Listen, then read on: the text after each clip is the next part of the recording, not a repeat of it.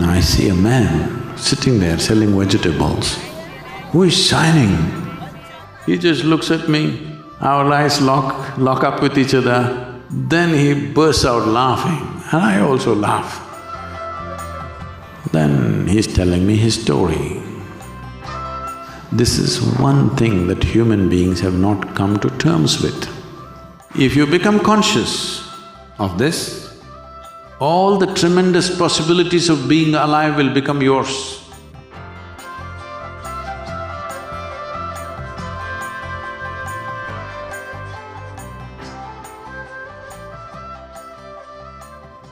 You are called a human being. I want you to get the meaning of this. Human being means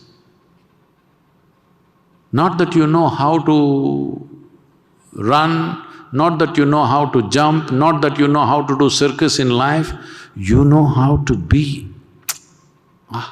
Human being means you know how to be. That's one thing you don't know, unfortunately, right now.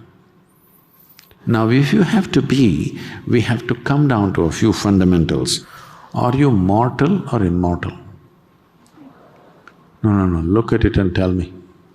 Are you mortal or immortal? Genuinely tell me. Oh, that means you're saying you'll die one day. It's okay? It's okay, you will die one day?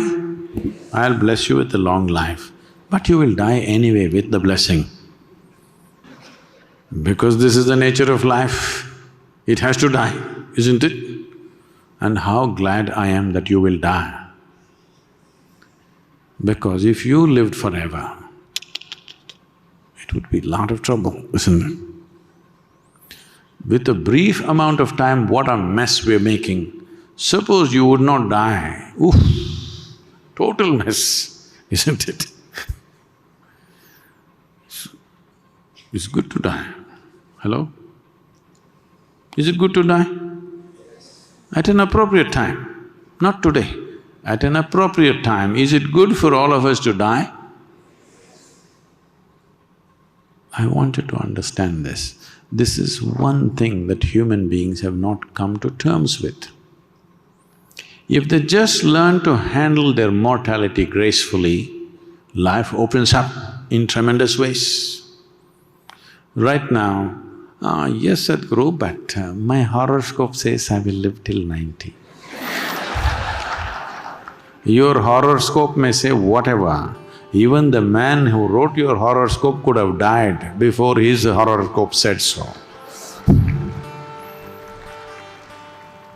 The only reason you behave reasonably sensibly is because you're mortal. Yes or no? If you were immortal, what all you would do, oh my God. When you're driving in Kolkata, there are some immortal people crossing the street.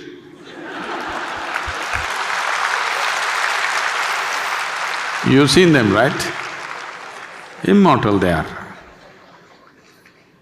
If an automobile touches them, there is an enormous amount of pain involved and there could be death. In spite of that, many people are going about the way they're going. Just imagine if you made that person immortal, the level of atrocity that would happen in this world. So the only reason why a lot of people are behaving reasonably sensibly is because of mortality. Have you seen some friend, or maybe it's just you, going on totally wantonly, suddenly your doctor told you, it looks like your kidney or your heart going down, maybe you have… if you don't correct this, maybe in 6 months you will die. Suddenly did you see how disciplined they became? They got up in the morning, did their yoga, ate right, did everything right. Have you seen these people?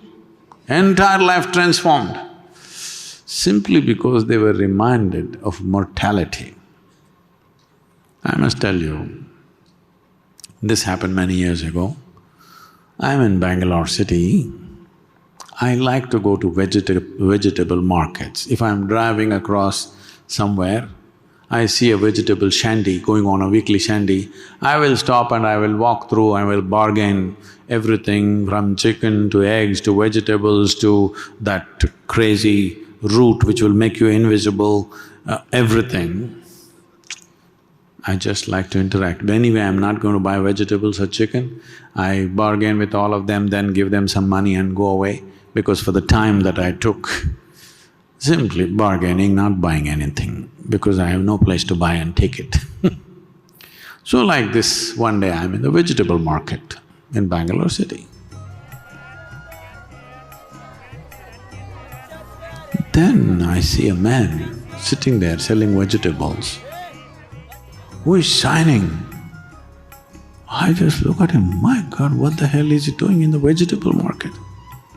He just looks at me, our eyes lock up with each other, then he bursts out laughing and I also laugh. Then I walk up to him and say, what the hell are you doing here? And he said, come, come. He opened up his little vegetable shop and asked me to sit down. So both of us sat in the shop. Then he's telling me his story. He was doing his normal life, wife and 2-3 children and whatever.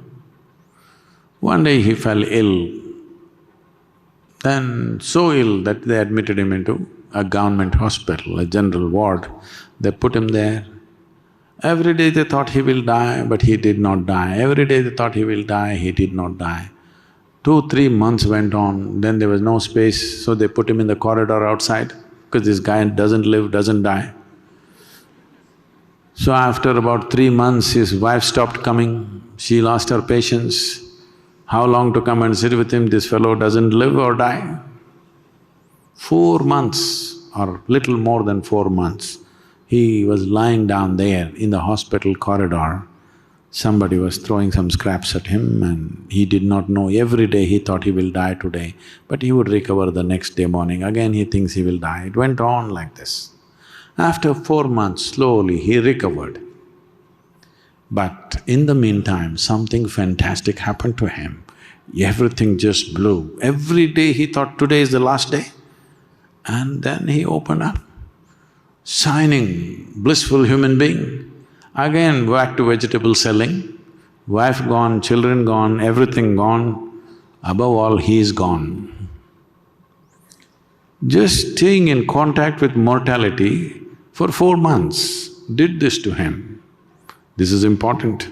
You must stay in touch with the mortal nature of who you are.